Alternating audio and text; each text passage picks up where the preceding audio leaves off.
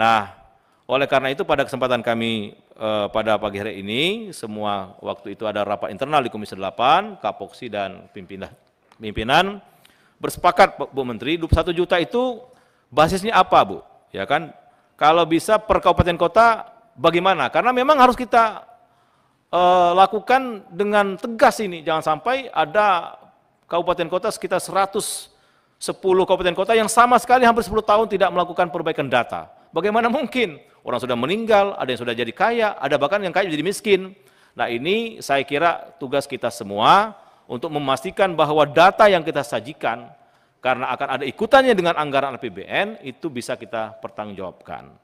Nah sama dengan kami sebagai sebelum di Komisi 8, Bu Menteri, kami di Komisi 2 periode, sama Bu, data pemilu kita carut-marut selama ini Bu.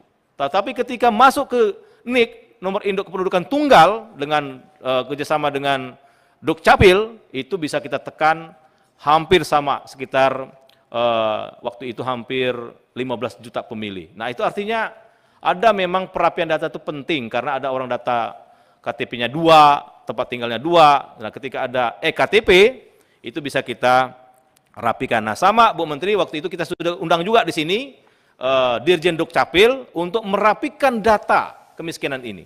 Kita ingin sandingkan dengan Dukcapil, kita ingin sandingkan dengan statistik. Nah, oleh karena itu, letupan dari Bu Menteri yang melaporkan ada 21 juta data kemiskinan bermasalah, saya kira ini perlu kita clearkan, sehingga pertanyaan was-was atau prasangka-prasangka dari masyarakat yang penerima manfaat itu tidak ketar-ketir Bu Menteri. Jangan-jangan saya ini coret, jangan-jangan saya masih berhak tapi kena coret. Nah ini mungkin parameter atau basis dari Kementerian Sosial untuk mengatakan bahwa ada 21 juta data itu bermasalah, perlu kita clearkan. Karena sebentar lagi kita akan membahas anggaran, kalau memang 21 juta itu bermasalah, tentu akan berakibat dengan pengurangan anggaran.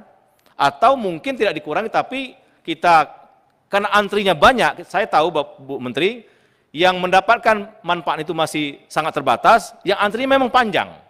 Nah mungkin dengan perapian data itu yang sama sekali belum tersentuh selama ini berhak mendapatkan, bisa kita masukkan untuk penerimaan manfaat. Nah oleh karena itu saya kira penting forum ini, rapat kerja hari ini, biar diketahui oleh publik, terutama kaum miskin atau yang berhak mendapatkan manfaat dari Kementerian Sosial, itu ada semacam kepastian informasi yang benar untuk kita sampaikan kepada mereka, termasuk para Pemda atau para stakeholder yang lain. Sehingga komitmen Bu Menteri kita apresiasi, bahwa data yang bermasalah tidak boleh kita pertahankan, tapi kita penting untuk memastikan bahwa basisnya benar, parameternya benar, tolak ukurnya benar, cara verifikasinya benar. Nah ini yang paling penting kita ingin konfirmasi pada hari ini. Saya kira itu Bu Menteri pengantar dari kami. Mudah-mudahan sekali lagi dengan komitmen kita semua, persoalan data ini menjadi bisa selesai. Kalau selesai insya Allah di atas 50% perusahaan bangsa ini selesai. Karena kalau data salah maka tentu arah kebijakan dan anggaran bisa bermasalah. Saya kira itu Bu Menteri, selanjutnya kami persilakan kepada Bu Menteri untuk menyampaikan paparan sebagaimana yang kami maksud tadi. Kepada Bu Menteri kami persilakan. Terima kasih Pak Ketua. Bismillahirrahmanirrahim. Assalamualaikum warahmatullahi wabarakatuh. Selamat pagi dan salam sejahtera bagi kita semua. Shalom, Om Swastiastu, Namo Buddhaya, salam kebajikan, Rahayu. Yang terhormat Ketua Komisi 8 DPR RI, yang terhormat para Wakil Ketua Komisi 8 DPR RI, yang terhormat para anggota Komisi 8 DPR RI, hadirin undangan yang berbahagia.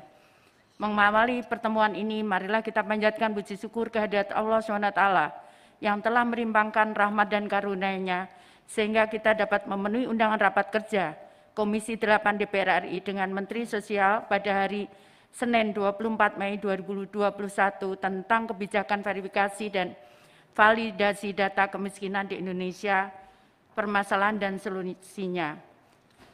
Pimpinan sidang, Bapak Ibu anggota Dewan yang terhormat, serta hadirin yang berbahagia.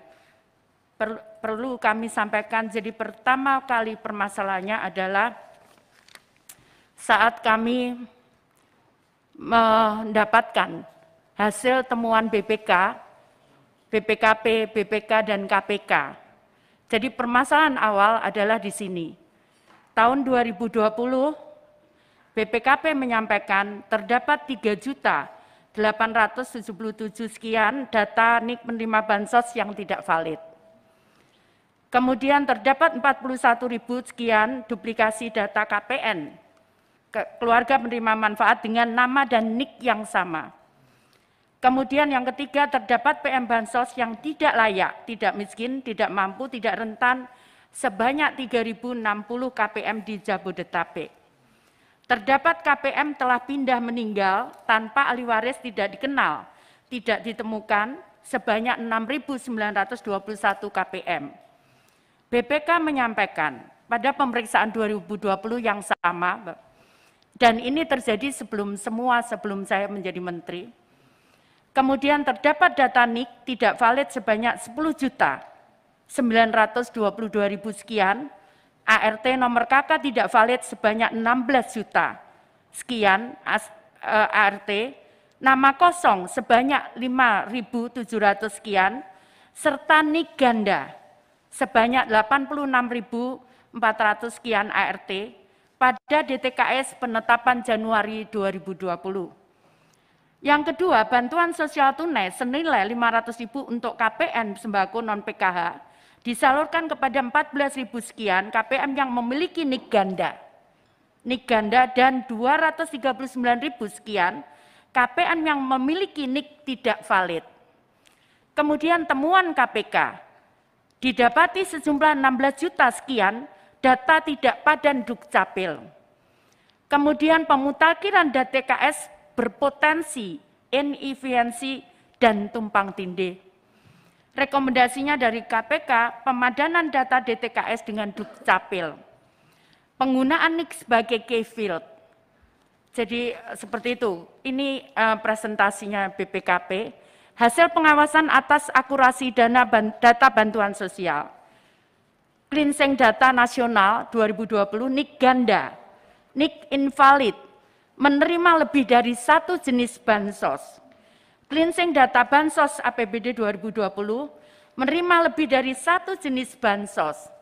KPM ganda, jadi keluarga penerima manfaat ganda. Kemudian ini ada datanya lengkap dari BPKP.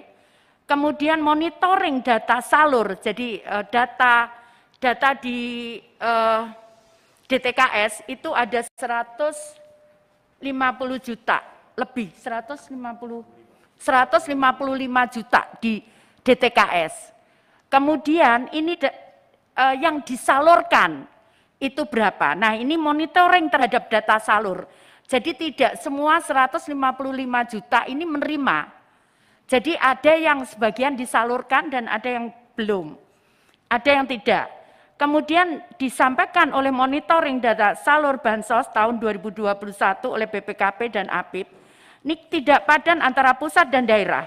Kendala akses ke 6G dan Dukcapil kurang surplus termasuk jaringan internet. SDM terbatas dan kurangnya sosialisasi cara perbaikan. Kemudian rekomendasi BPKP, Kementerian Sosial berkoordinasi dengan Ditjen Dukcapil Kemendagri untuk menyelesaikan masalah NIK dan seterusnya. Kemudian hasil pengawasan atas akurasi data bansos.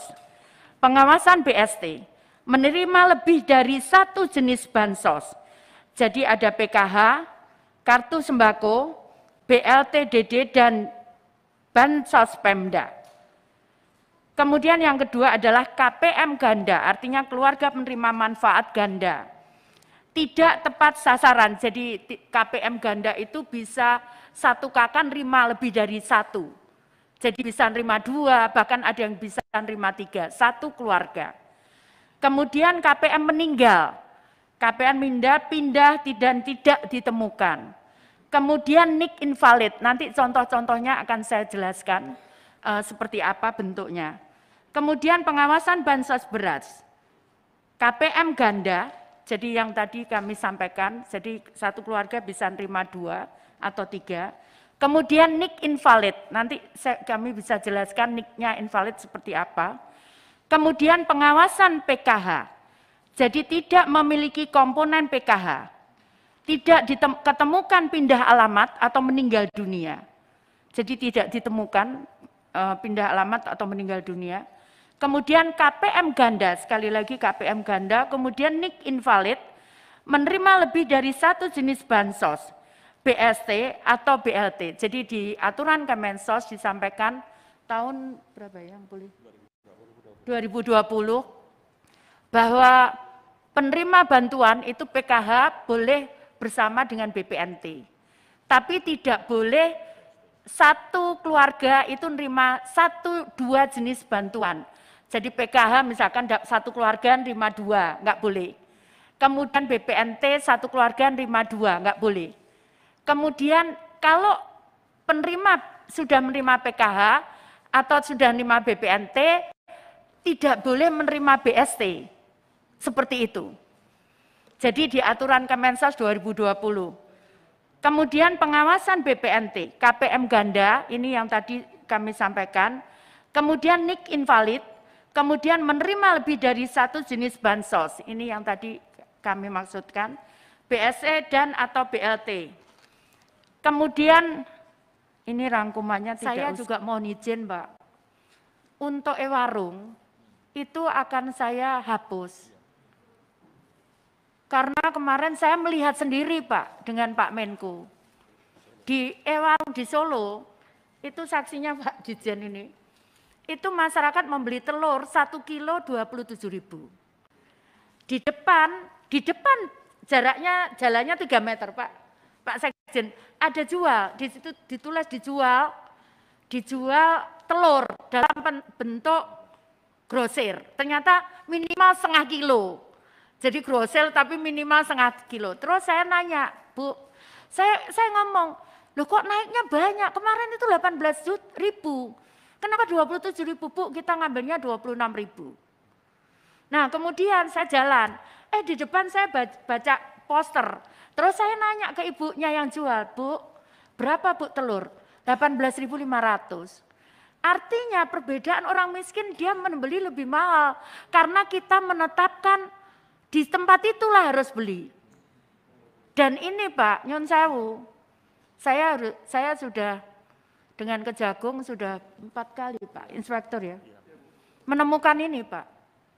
Ada yang saya berhentikan sebagai PKH, ada itu. Jadi kita sudah, mohon maaf saya tidak laporkan karena ini juga supaya teman-teman saya di kementerian ini tenang dulu Pak.